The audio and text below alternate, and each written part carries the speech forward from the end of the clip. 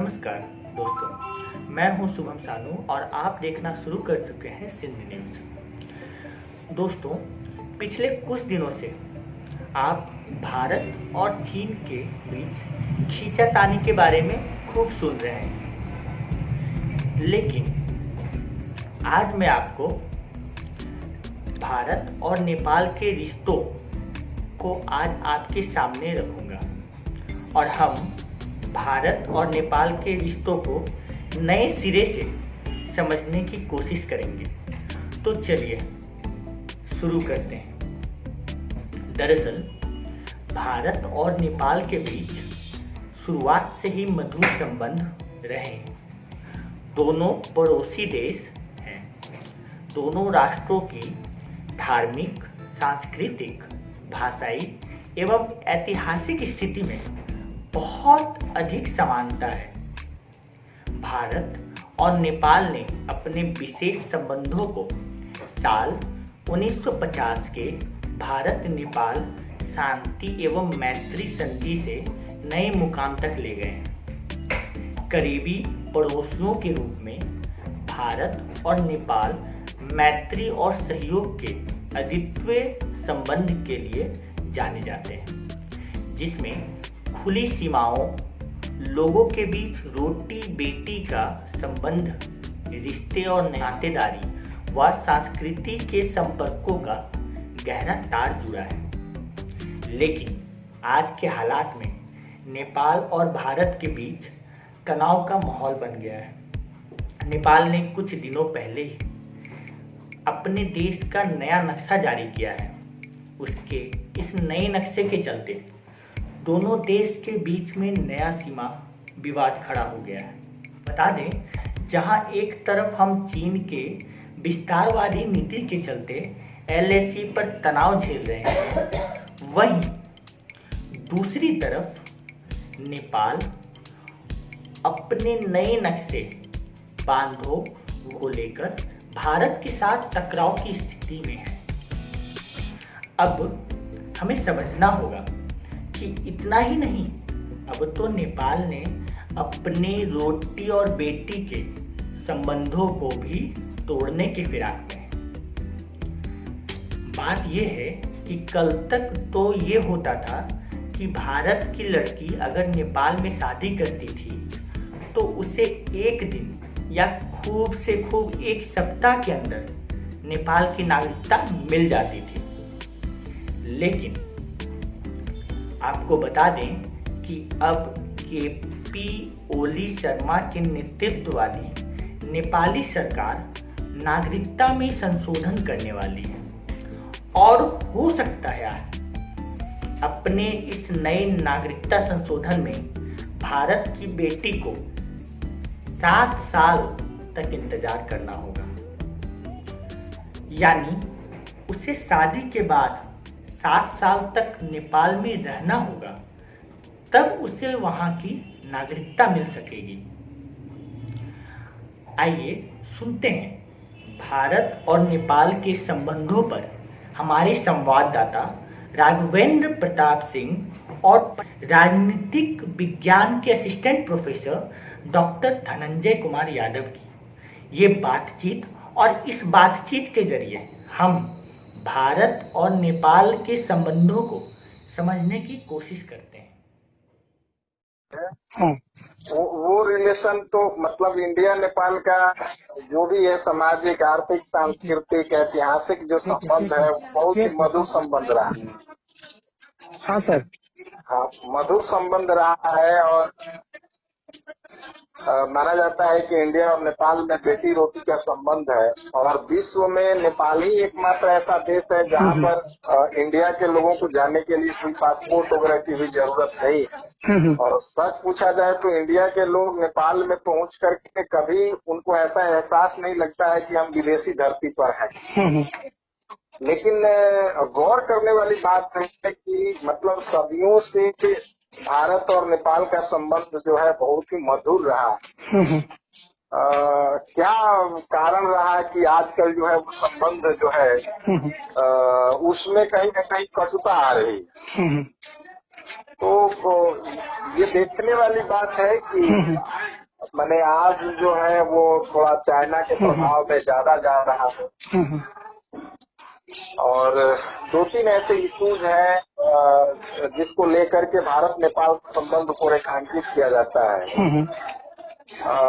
इससे हमारी सीमा संबंधी कोई विवाद वगैरह वैसा नहीं रहा है कि भारत और नेपाल के संबंध खराब हो जाए, लेकिन अब वर्तमान समय में जो है वो सीमा संबंधी विवाद ही भारत और नेपाल के संबंध को प्रभावित कर रहा है। तो सर पहले तो ये सीमा विवाद नहीं थी, लेकिन अचानक से अभी जब चीन के साथ हमारा टेंशन बढ़ा LAC पे, तो उसके बाद मतलब ये अचानक से उसने भी नया मैप बनाना शुरू किया और नई सीमाएं उसको। मैं तो यही कह रहा हूँ ना कि जैसे हमारा जो है उससे प्राचीन संबंध बहुत ही मधुर रहा और इतना मैंने स्वाभाविक सिमिलरिटीज जो है मैंने बोला है कि बेटी रोटी का संबंध है, यहाँ के लोग वहाँ जा करके बिजनेस व्यापार करते हैं, वहाँ के लोग भी हमारे यहाँ काम करते हैं। कभी ऐसा लगता नहीं है नेपाल के लोगों को इंडिया जो विदेश है या इंडिया के लोगों को नेपाल जो विदेश है। छोटी मोटी जो सीमा संबंधी कभी कल बात उठती भी थी तो वो मतभेद का रूप धारण नहीं करता था। बिल्कुल। लेकिन इधर हाल के दिनों में भारत और चाइना का जो संबंध है वो बहुत ज्यादा तनावग्रस्त हो गया है और कहीं न कहीं नेपाल जो है वो चाइना के प्रभाव में आ गया। Yes yes yes. और प्रभाव में आने का ये भी कारण है कि अभी जो नेपाली PM है ओली, KP शर्मा ओली, उनको माना जाता है कि वो चाइना समर्थक है। तो अभी 2 चीजें जो है मुझे लगता है, हालांकि एक चीज को सब लोग जान रहा है कि सीमा संबंधी जो विवाद है, जो उधर लेख धारा है, लिम्पुआ है, महाकाली नदी का जो है विवाद, उस पर सारे लोगों का ध्यान गया है कि उसने जो है अपना एक नक्शा जो बनाया, फिर जो है नेपाली जो पार्लियामेंट है उससे उसको पास करा करके और जो भारतीय भूभाग का इलाका था उसको अपना इलाका घोषित कर दिया। ये तो सब लोगों को अब नॉलेज में आ गया है। एक नई बात जो मैं बताना चाह रहा हूँ वो भी हो सकता है कि तुम्हारे नॉलेज में हो, लेकिन नई बात ये है कि जैसे मैंने कहा कि नेपाल और इंडिया के बीच बेटी रोटी का संबंध था, तो बहुत सारे जो इंडियन लड़की है उसका ससुराल जो है नेपाल है या नेपाल वाली लड़की का ससुराल इंडिया में है, हमारे बॉर्डर इलाके में। तो पहले था कि नेपाल में अगर कोई भारतीय लड़की शादी होती थी अगर उसकी, तो जिस दिन शादी होती थी उसी दिन मैंने फॉर्मेलिटी था उसको नागरिकता मिल जाता था। अच्छा, ठीक। तो उसी दिन नागरिकता मिल जाता था या समझो कि एक सप्ताह के अंदर मिल जाता था। केवल शादी अगर नेपाली पुरुष से कर लेती थी तो नागरिकता मिल जाता था। लेकिन अब जो है उसने प्रोविजन कर दिया है कि कोई इंडिया का जो लड़की है अगर नेपाली पुरुष से शादी करती है तो उसको कम से कम 7 साल जब वहाँ पर वो रहेगी, मतलब कोई भी जो सरकार रहती है तो सरकार की ये कोशिश रहती है कि हमारे जो पड़ोसी मुल्क हैं उनसे हमारे संबंध बेहतर।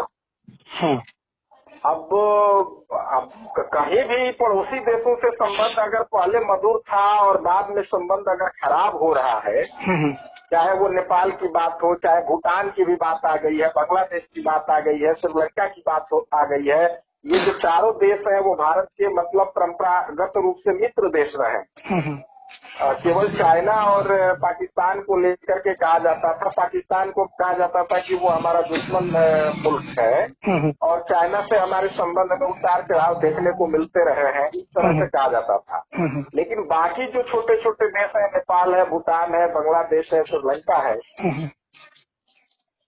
इनसे भारत का बहुत अच्छा संबंध था। लेकिन आजकल संबंधों में कहीं न कहीं गर्माहट देखने को मिल रही है। तो इसके लिए भारत की विदेश नीति को पुनर्विचार करना चाहिए कि हमारी नीति ऐसी होनी चाहिए कि वो लोग भी हमारे प्रभाव क्षेत्र में रहें, परस्पर मित्रता का वातावरण रहे।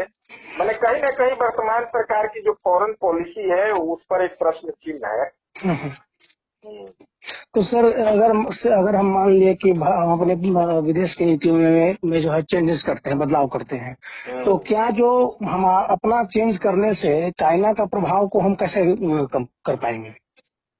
विदेश नीति में बदलाव जो है अपने इंटरेस्ट को प्रमोट करने के हिसाब से ही ना होता है। मान लो कि चाइना के अगर प्रभाव में नेपाल जा रहा है, तो क्यों प्रभाव में जा रहा है, इसका भी अध्ययन होगा ना। मतलब इसका भी अध्ययन करना चाहिए कि वो कौन ऐसी सारी सहूलियतें दे रहा है, आखिर किस तरह से वो मदद पहुंचा रहा है, आखिर वो क्या वजह है कि नेपाल या और जो पड़ोसी मुल्क हैं उसके प्रभाव में जा रहे हैं। ये तो फॉरेन पॉलिसी का ही ना स्टडी का विषय है। तो हमको ये देखना होगा, ये तो कोई भी आदमी सोचेगा ना कि इतना दिन से हमारे संबंध अच्छे थे, तो आखिर संबंध क्यों खराब हो रहे हैं। ऐसा तो नहीं है कि मतलब मोदी जी की सरकार ने कुछ ऐसा कर दिया है, बहुत सारा क्षेत्र जो है हड़प लिया है, इस तरह की तो बात है नहीं। तो कहीं ना कहीं या तो हम उधर ध्यान कम दे पा रहे हैं, या हमारे खिलाफ में जो है चाइनीज सपोर्टर जो है वो नेपाली लोगों को मिसलीड कर रहे हैं। मैंने अगर कहीं प्रचार तंत्र हमारे खिलाफ में भी लगा हुआ है, प्रोपेगेंडा जिसको बोल रहे हैं। हाँ, प्रोपेगेंडा। तो क्या हमें अपने विदेश नीति में बदलाव करने की जरूरत है? क्या हम अपनी पड़ोसी मुल्क को अपने साथ लाने में नाकाम हो रहे हैं? ये ऐसे कुछ सवाल हैं जिन्हें हमें फिर से देखने की जरूरत है।